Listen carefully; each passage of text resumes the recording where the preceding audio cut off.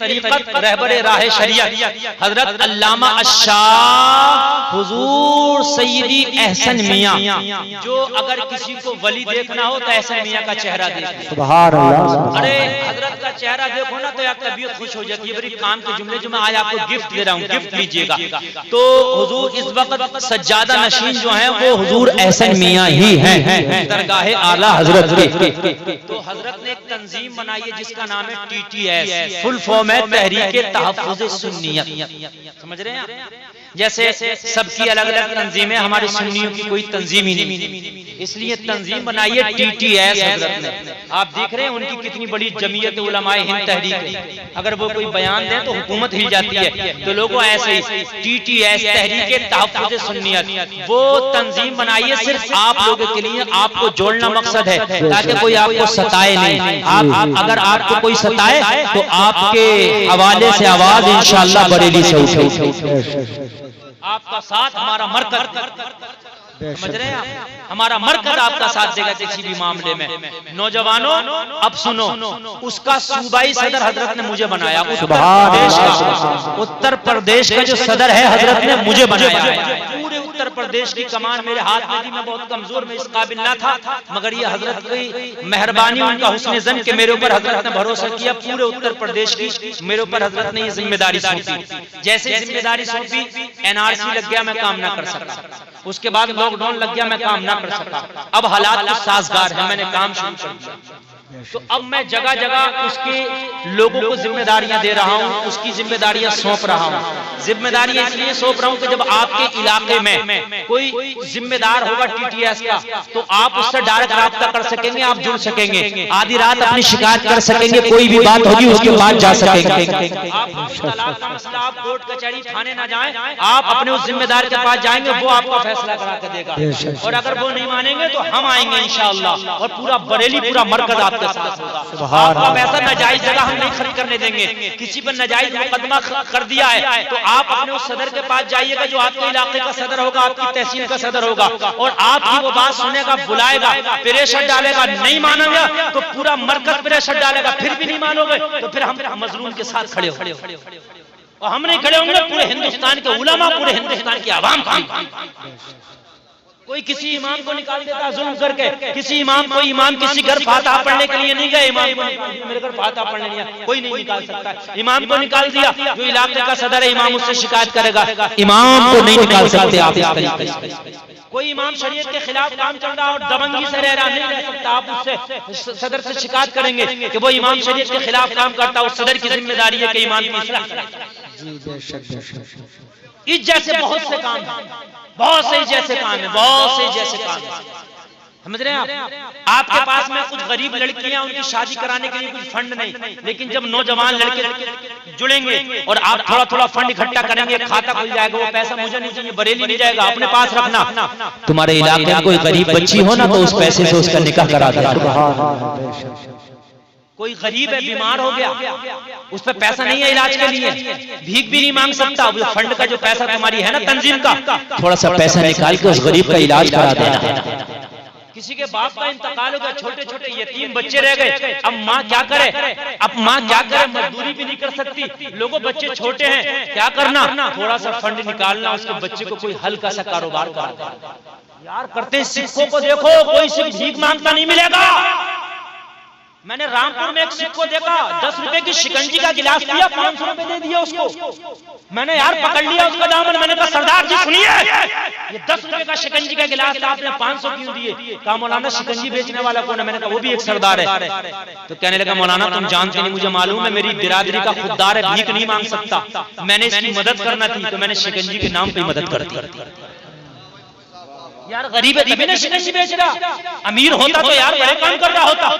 लोगों हमने ये चीजें नहीं सीखी। जितने के भीख हमारे मांग रहे होते हैं ना, इतनी भीख कोई नहीं मांग रहा होता, क्योंकि हमारी कोई तंजीम नहीं, कोई फंडिंग नहीं। फंडिंग करो, ज़कात सब दो, ज़कात देके एक जगह जमा कर लो, फिर ये पैसा इस तरीके से काम में लाओ।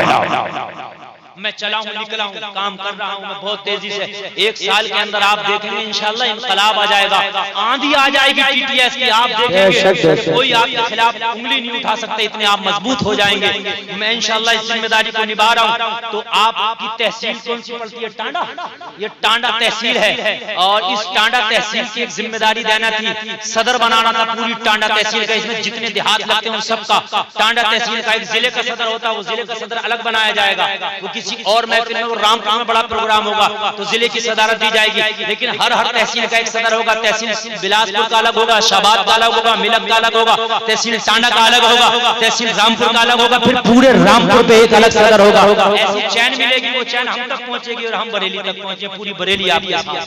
सुभान अल्लाह। समझ रहे हैं आप? और बरेली की अठाठी आप समझते हैं, बड़े बड़े मंत्री वहां अपना माथा आकर टेकते हैं, समझ रहे हैं आप? वो बरेली है।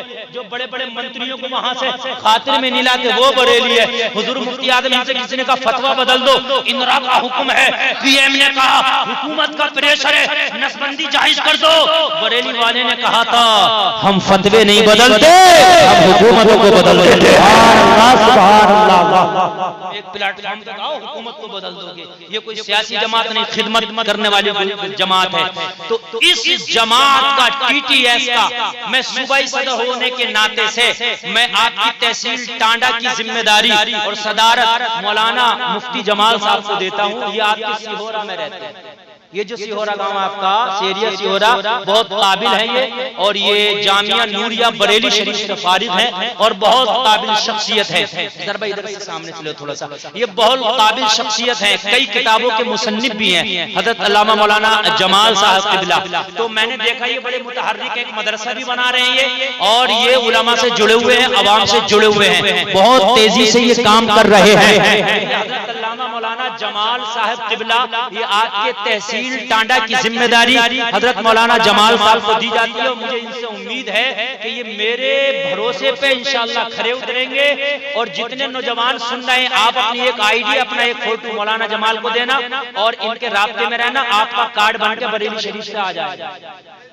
आपको कोई भी उठाकर धर देता ना, किसी मुकदमे में नहीं धरेगा, आप कार्ड निकाल के दिखा दो, टीटीएस का मैं बंदा हूँ, इस जमात से ताल्लुक रखता हूँ, बहुत खूब, पूरी जमात मेरे साथ है, मुझे किसी नाजायज मुकदमे में आप नहीं रख सकते। जी जी। समझ रहे हैं आप? कोई भी उठा के किसी नौजवान को मुकदमे में रख देता, उठा के आपके खिलाफ कोई नाजायज मुकदमा नहीं लिखा जाएगा इंशाअल्लाह। इसलिए कि कोई बात होगी तो आपका सदर आपके साथ में खड़ा होगा। जगह जगह मीटिंग होगी, आप इन आधी रात बुलाओ भाई, आएंगे अपना काम छोड़ के आएंगे। जी जी, बिल्कुल अपना काम छोड़ के आधी रात आएंगे। कोई प्रोग्राम कुछ भी हो, आप आइए, आएंगे। और ये पूरी तहसील टांडा की जिम्मेदारी अब देंगे, अपने हिसाब से देंगे। हर गांव में ये एक गांव का जिम्मेदार बना देंगे। मस्जिद का इमाम होता है ना, जैसे आपके गांव में मौलाना फसाहत हो गई, इन्हें जिम्मेदार बना दिया, कोई और हो गया इन्हें जिम्मेदार, गांव की जिम्मेदारी, वो सबके कॉन्टैक्ट इनके पास होंगे, ऐसे चैन जुड़ी रहेगी। जी जी। और हमारे खास टांडा में बहुत जरूरत है, उसमें हजरत हाफिज और कारी अफजाल साहब काम करेंगे। अफजल साहब जो आपके शायर इस्लाम हैं, समझ रहे हैं आप? ये अंदर खाली टांडा में इसलिए कि मुझे टांडा पे एक आदमी को लगाना था, वो मैं इनको लगाया। ये बहुत तेज है, टांडा के पास रहते हैं, वहीं पर खास टांडा में जो है ये काम करेंगे इंशाअल्लाह अपनी तहरीक का। और वहां से नौजवानों को, लड़कों को, लोगों को जोड़ेंगे हमारी तहरीक में। तहसील की जिम्मेदारी मौलाना जमाल साहब, और खाली टांडा पे जो निगरानी करेंगे वो ये करेंगे हमारे अफजल साहब। मैं नौजवानों को चुन रहा हूँ, ये भी सुन लीजिए। आप कहेंगे मौलाना उमर दराज को क्यों नहीं चुना? इसलिए मुझे तेज काम करने वाले लोग चाहिए, जो भागा दौड़ी भी कर ले, तेज काम करें। बुजुर्गों की अब हमें दुआएं चाहिए, काम हमें नौजवानों से लेना। ठीक है भाई, जब तक ये मेरे पास जिम्मेदारी है इंशाअल्लाह मैं इसकी खिदमत निभा रहा हूँ। मैं काम ना करूँ तो शायद मेरी जगह कोई और आएगा, ये लोग काम नहीं करेंगे तो इनकी जगह भी कोई और आ सकता है। ये सब काम करने की बात है। तो लोगों, आप आज के बाद इनकी अब जिम्मेदारी है, लोगों को जोड़ें। तरीका ये है कि एक आधार कार्ड का फोटो कॉपी और एक छोटा फोटो देना, और ये आपका कार्ड बनवा के बरेली शरीफ से आपका कार्ड इंशाअल्लाह आ जाएगा। और आप क्या करेंगे, सब तंजीम के लोग मिलकर काम करेंगे, मशवरे से काम करेंगे। और क्या करेंगे, 100 रुपए भी अगर महीने में फंडिंग नहीं करेंगे, आपके लाखों रुपए जमा हो जाए करेंगे, एक खाता खुलवा लो, आपको जिस गरीब का चाहो उससे मदद करो, मुझे उसमें का 1 रुपया नहीं चाहिए, बरेली वालों को 1 रुपया नहीं चाहिए, आप अपने कोई किसी के साथ जुल्म ना करे, अत्याचार नहीं करेगा, समझ रहे भाई, उससे खाता खुल जाएगा, ये आपका काम होगा। मैं बस मौलाना बैठे रहे भाई, 1 मिनट उठेगा नहीं कोई, बस दुआ के बाद जाएंगे, कोई भी दुआ के बाद कोई नहीं उठेगा, इसलिए कि बड़े जुमले ये मैंने आपको गिफ्ट दिया है। मौलाना जमाल साहब से मैं गुजारिश करूंगा कि वो अपने चंद इजहार ख्यालात पेश करें चंद जुमलों के साथ में, और अपने जो है ये कबूल किया है ये इन्होंने इस चीज को, तो कम से कम हुजूर एहसन मियां का शुक्रिया अदा करें। ये इशारा हुजूर एहसन मियां की तरफ से है, इसलिए कि हमारा पहले मशवरा हो जाता है, उसके बाद में ऐलान किया जाता है, तो ये हजरत की तरफ से इशारा है, तो कुछ शुक्राने के जुमले हजरत शुक्राने के तौर पे बोलेंगे मौलाना जमाल साहब। और ये आपके इलाके के सदर, पूरी तहसील के सदर, आप जानो ये जाने, मैंने ये जिम्मेदारी इनके हवाले कर दी।